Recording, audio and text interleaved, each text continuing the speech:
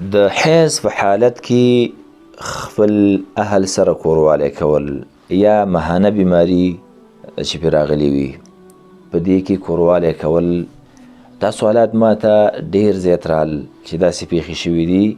نو دا ما ډېره مهمه وګڼله چې دا بیان کړم، ځکه ډېر مسلمانان به نور هم په دې کې اخته وي. عزتمندو، دا عظیمه ګناه ده په وخت د حالت د حیض کې خپل اهل ته راتلل. دا لویه ګناه ده او هغه ګناه ده چې الله په قرآن کې مونږ ته ویلي دي ته مه نږدې کېږئ. ویسألونک عن المحیض قل هو اذن فاعتزلوا النساء في المحیض. الله وایي دا ګندګي ده په دې وخت کې او تکلیف دی په دې وخت کې. فاعتزلوا النساء، په ډډه شئ د زنانو نه د حیض په حالت کې. ګورئ زمونږ عظیم ذات هغه په قرآن کې امر کړی دی چې دې نه په ډډه شئ او په دې حالت کې کوروالی به ورسره نه کوئ. یو مسلمان ورور راځي د الله دا حکم ماتوي. دا ډېر عظیمه ګناه ده او لوی جرأت دی په الله باندې. د دې نه ځان ساتل کول پکار دي. اوس یو ورور وایي چې بالفرض ما نه دا کار شوی دی، څه وکړم؟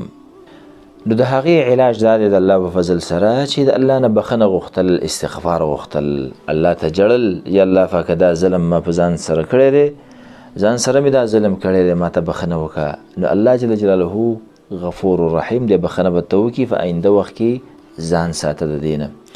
دویم مشکل دا ده چې دا صحي او طبي اضرار ډېر زیات لري چې هغه زه ټول نشم ویلی. خو ډېر یو د ضررونه دا هم دی چې د زنانه رحم چې کم دی هغه جراثیم، هغه ډېر غټ غټ جراثیم سبب کېدلی شي. همدغه رنګې نر چې کم دی په دغه وخت کې هغه ته جراثیم دا اخوتلی شي. همدغه رنګې اطبا دا هم وایي چې زنانه د دغې جراثیمو د وجې نه په دې حالات کې چې دا کمه وینه ده دا ورسره جما کوي، دا زنانه احتمال د دې وي چې دا شنډه شي او نور هم ډېر زیات اضرار دي چې د هغې بیان زه اوس نه کوم. بله درېیمه مهمه خبره ورسره دا هم واورئ چې په حالت د حیض کې سړی څه کولی شي. د هغه دا د حدیث کې دي اصنعوا کل شی الا الجماع. هر څه د زنانه سره پرېوتلی شي، په یو بستره کې وجود تی لګولی شي، خو صرف دا دی چې کوروالی به ورسره نه کوي.